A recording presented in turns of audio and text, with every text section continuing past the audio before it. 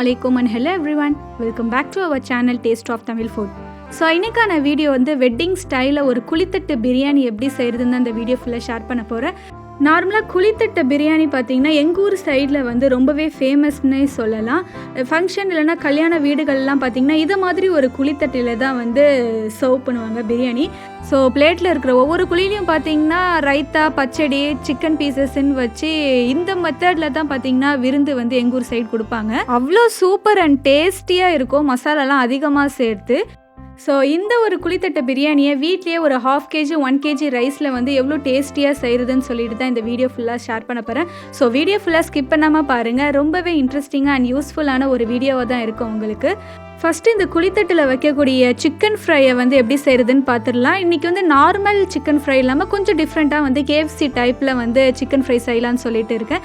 So அதுக்காக வந்து ஒரு 1/2 கப் அளவுக்கு வந்து பால் எடுத்துருக்கிறேன். இந்த பாலில் வந்து ஒரு 1/2 லெமன் ஜூஸை மட்டும் பிழிஞ்சு விட்டு லைட்டாக பால் திரிஞ்சு வர ஸ்டேஜில் ஒரு 1.5 டேபிள் ஸ்பூன் அளவுக்கு பார்த்திங்கன்னா ஜிஞ்சர் கார்லிக் பேஸ்ட் வந்து இது கூடயே சேர்த்து நான் மிக்ஸ் பண்ணிக்கிறேன்.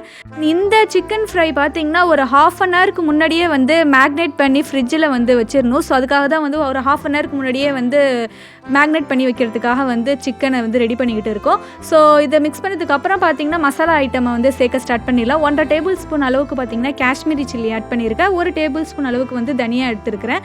அண்ட் 1/2 டேபிள் ஸ்பூன் பார்த்திங்கன்னா பெப்பர், சீரகத்தூள் அண்ட் கரம் மசாலா, இந்த 3 தூளியும் பார்த்திங்கன்னா ஒரு 1/2 டேபிள் ஸ்பூன் நான் மட்டும்தான் ஆட் பண்ணியிருக்கேன். அண்ட் இது கூடவே வந்து உப்பு ஒரு 1 டேபிள் ஸ்பூன் ஆட் பண்ணிக்கிட்டு நல்லா நான் மசாலா வந்து மிக்ஸ் பண்ணிக்கிறேன்.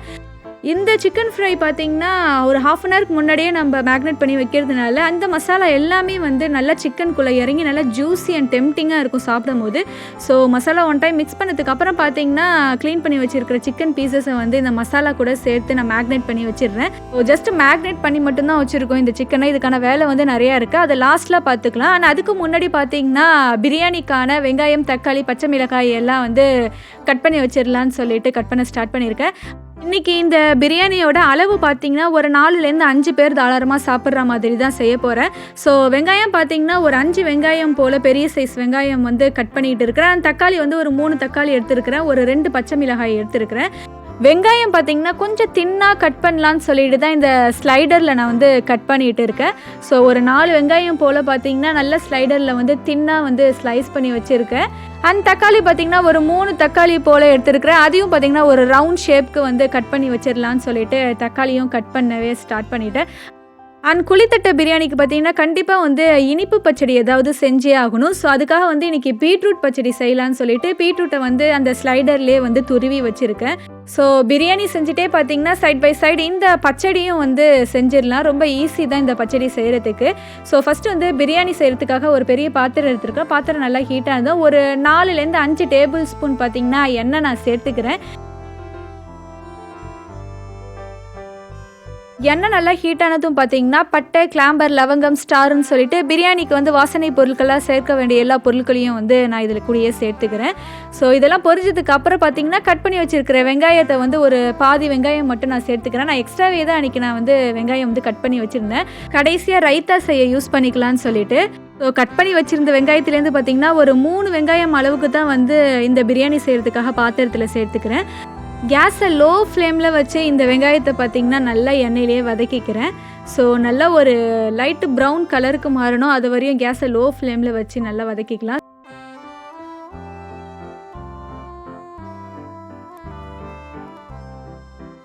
ஸோ வெங்காயம் பார்த்திங்கனாலே தெரியும் நல்லா கலர் சேஞ்ச் ஆகிடுச்சு. அண்ட் இந்த டைமில் வந்து கட் பண்ணி வச்சுருந்த தக்காளியை வந்து நான் இப்போ சேர்த்துடுறேன். ஒரு 3 தக்காளி போல் பழுத்த தக்காளி வந்து கட் பண்ணி வச்சுருந்தேன்.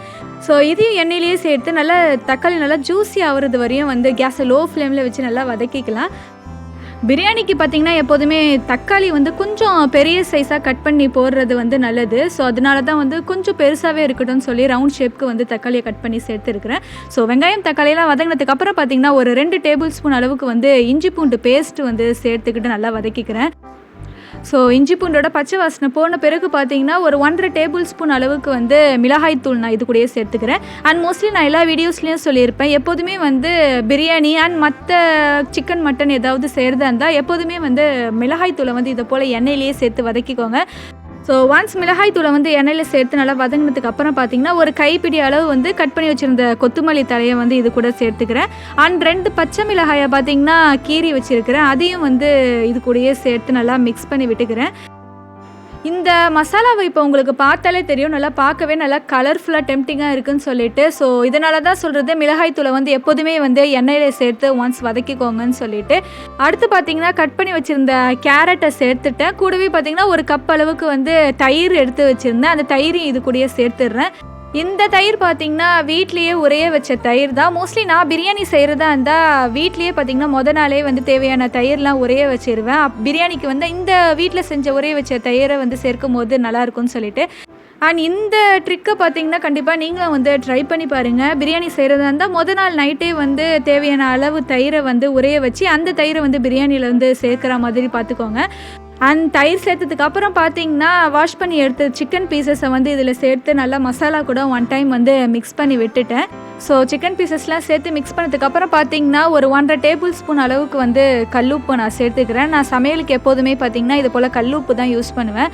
ஸோ உப்பு சேர்த்ததுக்கப்புறம் தயிர் மெஷர் பண்ணி எடுத்த கப்லேயே பார்த்தீங்கன்னா ஒரு 2 கப் அளவுக்கு மட்டும் தண்ணி இது கூட ஆட் பண்ணிக்கிறேன். சிக்கன் வேக வைக்கிறதுக்காக பார்த்தீங்கன்னா தான் இந்த தண்ணி ஆட் பண்ணுறது. ஸோ ஒரு 2 கப் அளவுக்கு பார்த்தீங்கன்னா தண்ணி மட்டும் ஆட் பண்ணிவிட்டு மிக்ஸ் பண்ணி விட்டுடுறேன். அவ்வளோதான், தண்ணி வேறு எதுவுமே நான் ஆட் பண்ணல, ஜஸ்ட் ஒரு 2 கப் மட்டும் தான் ஆட் பண்ணியிருக்கேன். ஸோ நெக்ஸ்ட்டு பார்த்தீங்கன்னா மசாலா சேர்க்க ஸ்டார்ட் பண்ணிடலாம். ஒரு 1/2 டேபிள் ஸ்பூன் அளவுக்கு பார்த்தீங்கன்னா சீரகத்தூள், 1/2 டேபிள் ஸ்பூன் அளவுக்கு வந்து மஞ்சத்தூள் ஆட் பண்ணியிருக்கிறேன். அண்ட் இது கூடவே பார்த்தீங்கன்னா ஒரு 1.5 டேபிள் ஸ்பூன் அளவுக்கு வந்து மல்லித்தூள் ஆட் பண்ணியிருக்கிறேன். அண்ட் 1/2 டேபிள் ஸ்பூன் வந்து பெப்பர், 1/2 டேபிள் ஸ்பூன் வந்து சீரகத்தூள், இதெல்லாம் ஆட் பண்ணதுக்கு அப்புறம் பார்த்தீங்கன்னா நல்லா ஒரு டைம் வந்து மிக்ஸ் பண்ணி விட்டுக்கிறேன். அண்ட் நம்ம சேனலில் பிரியாணி வீடியோஸ் அதிகமாக வரதுனால நிறைய பேர் கேட்குறாங்க, உங்கள் வீட்டில் டெய்லி வந்து பிரியாணி தான் சமைப்பீங்களான்னு, டெய்லி நான்வெஜ் தான் வாங்குவீங்களான்னு சொல்லிட்டு. ஸோ கண்டிப்பாக அப்படி கிடையவே கிடையாது. வீக்லி ஒன்ஸ் ஆர் ட்வைஸ் தான் பார்த்தீங்கன்னா நான்வெஜ் எடுப்போம். அப்போ எடுக்கிற வீடியோஸ் தான் வந்து நான் நம்ம சேனலில் போடுவேன். அண்ட் நான்வெஜ் எடுக்காத டைமில் வந்து வீட்டில் என்னெல்லாம் குக் பண்ணுவோன்னு சொல்லிட்டு அதுவுமே நான் வந்து வாட் ஐ குக் இன் ஏ டேன்னு சொல்லிட்டு ஒரு வீடியோவாக நான் நம்ம சேனலில் போட்டிருப்பேன். ஸோ டிஸ்கிரிப்ஷனில் லிங்க் கொடுக்குறேன், கண்டிப்பாக அதையும் செக் பண்ணி பாருங்கள். அண்ட் இங்கே மசாலாலாம் ஒன் டைம் மிக்ஸ் பண்ணதுக்கப்புறம் பார்த்தீங்கன்னா ஒரு டேபிள் ஸ்பூன் அளவுக்கு வந்து பிரியாணி மசாலா ஆட் பண்ணியிருக்கேன். ஹோம்மேட் பிரியாணி மசாலா தான். அண்ட் இது கூடவே பார்த்தீங்கன்னா ஒரு லெமன் ஜூஸை வந்து நான் பிழிஞ்சு விட்டுக்கிட்டேன். ஒரு ஹாஃப் லெமனை வந்து நான் கையாட்டி பிழிஞ்சு விட்டுக்கிட்டேன். நான் ஆல்ரெடி பார்த்தீங்கன்னா ஒரு பவுலில் வந்து ஒரு ஹாஃப் லெமன் ஜூஸை வந்து பிழிஞ்சு வச்சுருந்தேன். அதையும் இது கூட சேர்த்துட்டு வந்து நான் ஒரு மூடி வச்சு க்ளோஸ் பண்ணி வச்சிடுறேன். இது ஒரு 10 நிமிஷம் வந்து அப்படியே இருக்கட்டும். சிக்கன்னா நல்லா வேகட்டும், மசாலாவோட ஸ்மெல்லாம் போய் சிக்கன்னா நல்லா வேகட்டும். ஆனால் அதுக்குள்ளே பார்த்தீங்கன்னா அரிசியை வந்து வேக வச்சு எடுத்துக்கலாம். ஸோ அதுக்காக ஒரு பாத்திரத்தில் பார்த்தீங்கன்னா தண்ணியை வந்து நல்லா ஹீட் பண்ணிக்கிட்டேன். அண்ட் இதில் பார்த்தீங்கன்னா ஒரு டேபிள் ஸ்பூன் அளவுக்கு வந்து பெருஞ்சீரகம் சேர்த்துருக்குறேன். அண்ட் இது கூடவே ஒரு 3 டேபிள் ஸ்பூன் வந்து எண்ணெய் மட்டும் சேர்த்துட்டு தண்ணியை வந்து நல்லா ஹீட் பண்ண ஸ்டார்ட் பண்ணிட்டேன். ஸோ மசாலா அண்ட் அரிசி வேக வைக்கிறதுக்காக தண்ணி பார்த்தீங்கன்னா ஒரு சைடு வந்து ரெடி பண்ணியாச்சு நம்ம.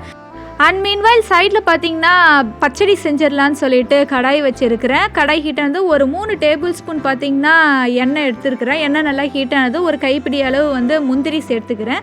அண்ட் ஒரு கைப்பிடி அளவு பார்த்தீங்கன்னா திராட்சை சேர்த்துட்டு நல்லா நான் ரோஸ்ட் பண்ணிக்கிறேன், கேஸை லோ ஃப்ளேம்லேயே வச்சு. ஸோ ரெண்டுமே நல்லா கோல்டன் ப்ரௌன் ஆகினதுக்கப்புறம் பார்த்தீங்கன்னா சுகர் ஒரு 6 டேபிள் ஸ்பூன் அளவுக்கு பார்த்தீங்கன்னா சுகர் ஆட் பண்ணிக்கிறேன். நார்மலாக இந்த பீட்ரூட் பச்சடி பார்த்திங்கன்னா எங்கள் வீட்டில் எல்லாருமே வந்து ரொம்ப விரும்பி சாப்பிடுவோம். எங்கள் எல்லாருடைய ஃபேவரட்டான ஒரு பச்சடினே சொல்லலாம் இந்த பீட்ரூட் பச்சடி. ஸோ சுகர் ஒன்ஸ் ஆட் பண்ணதுக்கப்புறம் பார்த்திங்கன்னா ஒரு கப் அளவுக்கு வந்து மில்கை வந்து நான் இது கூடயே சேர்த்துக்கிறேன். அண்ட் அடுத்து பார்த்திங்கன்னா துருவி வச்சுருந்த பீட்ரூட்டையும் இது கூடயே சேர்த்துட்டு நான் மிக்ஸ் பண்ணி விட்டுக்கிறேன். அண்ட் இந்த பீட்ரூட் பச்சடிக்கு பார்த்திங்கன்னா தண்ணி எதுவுமே ஆட் பண்ணிக்கக்கூடாது.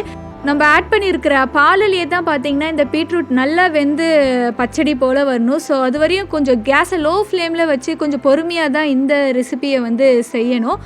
அண்ட் இந்த பீட்ரூட் பச்சடியில் பார்த்திங்கன்னா பால் நம்ம ஆட் பண்ணி செய்கிறதுனால பாயில் ஆகிட்டு வந்துக்கிட்டே இருக்கும். ஸோ பாயில் ஆகிட்டு வரும்போதெல்லாம் ஒன்ஸ் வந்து நம்ம ஒரு ஸ்பூன் வச்சு மிக்ஸ் பண்ணி விட்டுக்கிட்டே இருக்கணும்.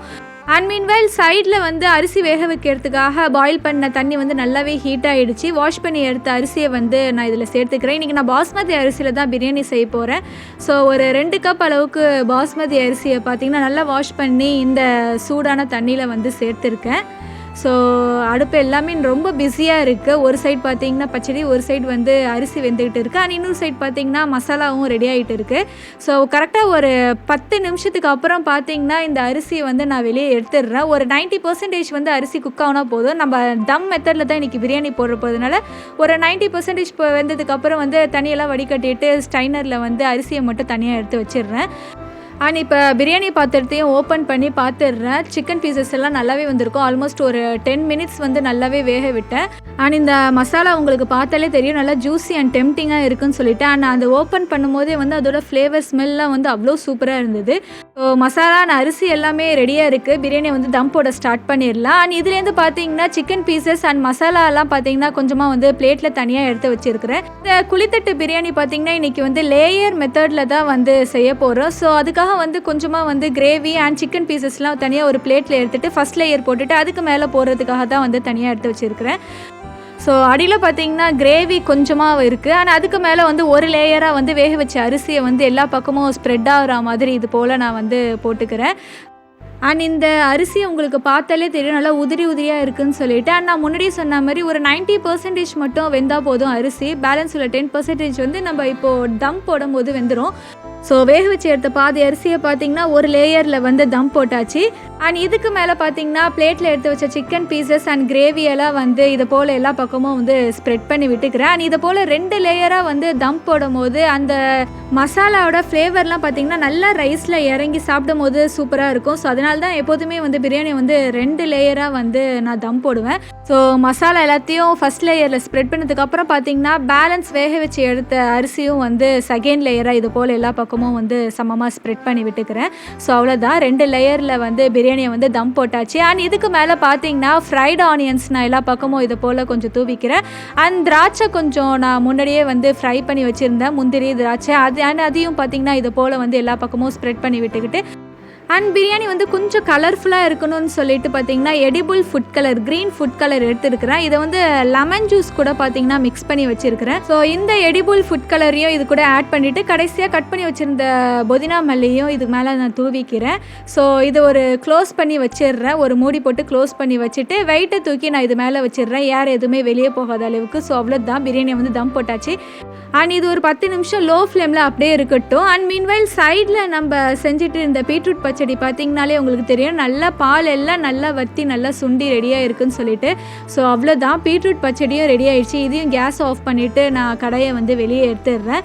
ஸோ பேலன்ஸ் பார்த்திங்கன்னா நம்ம ஃபஸ்ட்டு மேக்னேட் பண்ணி வச்சுருந்த சிக்கன் பீசஸ் தான். அண்ட் இதுக்கு பார்த்திங்கன்னா மேலே கோட்டிங்காக வந்து ஒரு 3 டேபிள் ஸ்பூன் வந்து மைதா எடுத்துருக்கிறேன். அண்ட் இது கூட பார்த்திங்கன்னா 1 டேபிள் ஸ்பூன் வந்து காஷ்மீரி சில்லி எடுத்துருக்கிறேன், 1 டேபிள் ஸ்பூன் வந்து பெப்பர், 1/2 டேபிள் ஸ்பூன் வந்து சால்ட் மட்டும் ஆட் பண்ணிவிட்டு நல்லா அந்த ட்ரை இன்க்ரீடியன்ஸ் எல்லாத்தையும் மிக்ஸ் பண்ணிக்கிறேன். ஸோ சிக்கனுக்கான கோட்டிங்கும் வந்து ரெடி ஆகிடுச்சு. ஸோ சிக்கன் பீசஸை எடுத்து ஃபஸ்ட்டு வந்து இந்த மைதா கோட்டிங்கில் வந்து ஒன்ஸ் வந்து எல்லா பக்கமும் வந்து நான் ஸ்ப்ரெட் பண்ணிக்கிறேன் மைதாவை.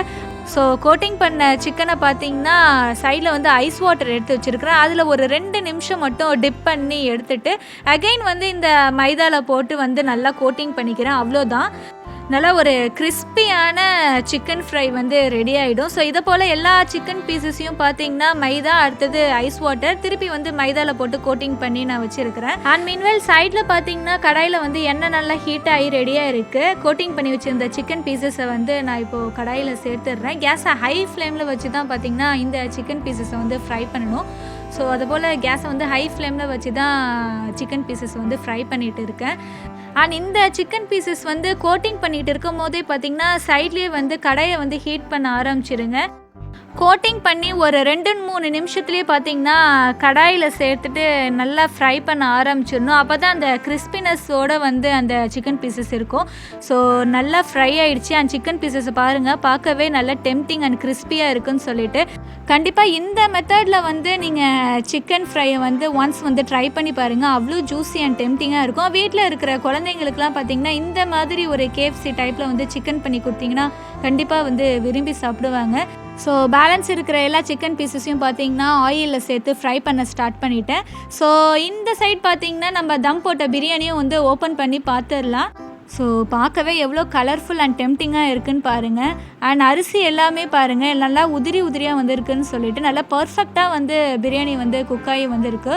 ஸோ அடியிலேருந்து ஒன் டைம் வந்து நல்லா மிக்ஸ் பண்ணி விட்டுடுறேன். ஸோ அவ்வளோதான், ஒரு டெம்டிங் அண்ட் டேஸ்டியான குழித்தட்டு பிரியாணி வந்து ரெடி ஆகிடுச்சு. அண்ட் கண்டிப்பாக இந்த மெத்தடில் வந்து நீங்கள் பிரியாணியை வந்து ட்ரை பண்ணி பாருங்கள். ட்ரை பண்ணி பார்த்தீங்கன்னா அந்த பிக்சரை வந்து டேஸ்ட் ஆஃப் தமிழ் ஃபுட்டுங்கிற இன்ஸ்டாகிராம் பேஜுக்கு வந்து ஷேர் பண்ணுங்கள். ஸோ ரொம்பவே டேஸ்டி அண்ட் எம்மியான குழித்தட்டு பிரியாணி வந்து ரெடி ஆகிடுச்சு. அண்ட் இந்த குழித்தட்டு பிரியாணியை வந்து நான் வீட்டில் இருக்கிற குழித்தட்டுலேயே வந்து சர்வ் பண்ணிடலான்னு சொல்லிட்டு வச்சுருக்கிறேன். அண்ட் இதுக்கு கூட பார்த்தீங்கன்னா அண்ட் ஃபஸ்ட்டு வந்து இனிப்பு பச்சடியை வச்சிடலாம், பீட்ரூட் பச்சடி. ஸோ நெக்ஸ்ட்டு பார்த்தீங்கன்னா சிக்கன் ஃப்ரை வச்சிடலாம். பார்க்கவே நல்லா கிறிஸ்பியாக டெம்டிங்காக இருக்குது. ஒரு லெக் பீஸ் சிக்கன் வச்சிடலாம். அண்ட் இன்னொரு குழியில் பார்த்தீங்கன்னா ரைத்தாவும் நான் பண்ணியிருந்தேன். ஸோ அவ்வளோதான், பிளேட் ஃபுல்லாக வந்து ஃபில் ஆகிடுச்சு. பார்க்கவே நல்லா டெம்டிங் அண்ட் கலர்ஃபுல்லாக இருக்குதுன்னு சொல்லிட்டு. ஸோ இந்த குழித்தட்டு பிரியாணி வந்து கண்டிப்பாக உங்கள் எல்லாருக்கும் பிடிச்சிருக்கோன்னு நினைக்கிறேன். எப்படி இருந்துச்சுன்னு சொல்லிட்டு கமெண்ட் பண்ணுங்கள். ஸோ இது போல் இன்ட்ரெஸ்டிங்கான நிறைய ரெசிபி அண்ட் வ்ளாக்ஸோட உங்களை அடுத்த வீடியோவில் வந்து சந்திக்கிறேன். தேங்க்யூ.